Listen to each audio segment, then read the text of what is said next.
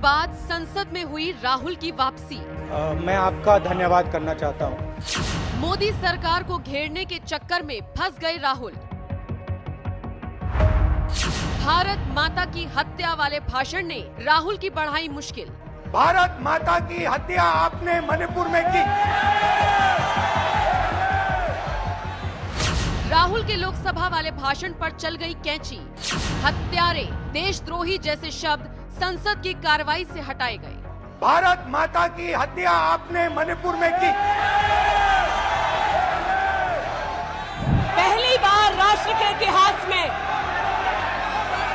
भारत मां की हत्या की बात की और कांग्रेस पार्टी यहां पर तालियां बजाती रही।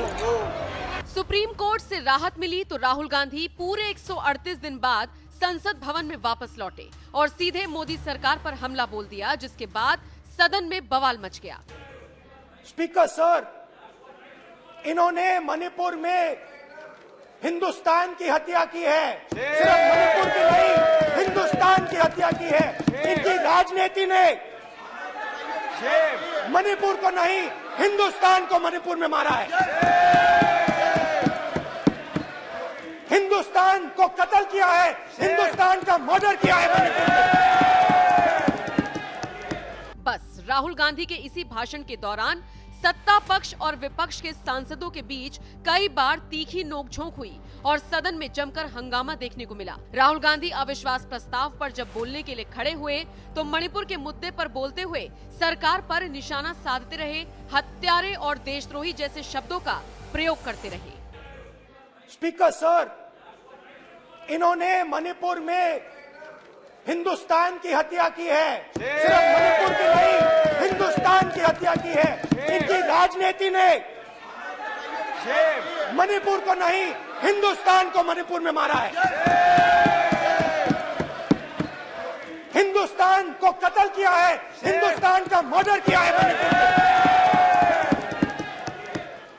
भारत हमारी जनता की आवाज है, दिल की आवाज है।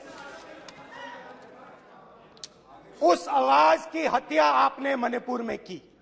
इसका मतलब भारत माता की हत्या आपने मणिपुर में की।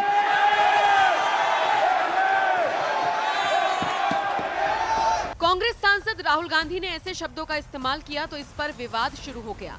सत्ता पक्ष के सदस्यों ने राहुल के शब्दों पर आपत्ति जताई, जिसके बाद राहुल गांधी के इस भाषण पर कैंची चल गई। खबर के मुताबिक राहुल गांधी की 9 अगस्त 2023 की स्पीच में से हत्या, कत्ल, देशद्रोही जैसे करीब कई शब्दों को हटा दिया गया है।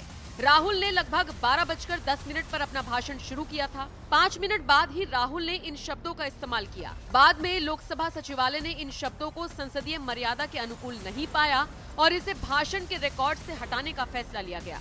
यानी मोदी सरकार पर जिन शब्दों से राहुल गांधी वार कर रहे थे वो संसद की भाषा के अनुकूल नहीं पाए गए, जिसकी वजह से ये शब्द अब रिकॉर्ड से हटा दिए गए हैं। वहीं जब राहुल गांधी ने सदन में इतना तीखा भाषण दिया तो इसका जवाब केंद्रीय मंत्री स्मृति ईरानी ने अपने अंदाज में दिया और कांग्रेस के गुनाहों की याद दिला दी और इसी बहाने जमकर राहुल गांधी पर वार किया। एक बात पर मैं आपत्ति अभी दर्ज करती हूँ अध्यक्ष जी, कि जिनको आज मुझसे पहले वक्तव्य देने का अधिकार दिया गया, उन्होंने जाते जाते एक अभद्र यहां पर लक्षण के दर्शन दिए। It is only a misogynistic man who can give a flying kiss to a parliament which seats female members of parliament. ऐसी गरिमा विहीन आचरण को इस देश के सदन में कभी नहीं देखा गया। ये उस खानदान के लक्षण हैं, ये आज सदन में देश को पता चले। सदन में राहुल गांधी और स्मृति ईरानी के बीच जमकर वार पलटवार हुआ तो इसके बाद गृह मंत्री अमित शाह ने भी मोर्चा संभाला और जमकर विपक्षियों की क्लास लगाई। सुनिए उन्होंने क्या कुछ कहा। साथ ही राहुल गांधी के भाषण में से हत्यारे, देशद्रोही जैसे शब्द हटाए गए, उसको लेकर आपका क्या कुछ कहना है, कमेंट करके जरूर बताएं। क्यों कह रहा हूं कि आप राजनीति कर रहे हो? मैं लॉजिक के साथ कह रहा हूं। मान्यवर, अब तक 152 लोग मारे गए। इसमें कोई छुपाने की जरूरत नहीं है। ये सोशल मीडिया के जमाने में छिप भी नहीं सकता है और हमारा स्वभाव भी छिपाने का नहीं है। मान्यवर, 152 लोग मारे गए हैं।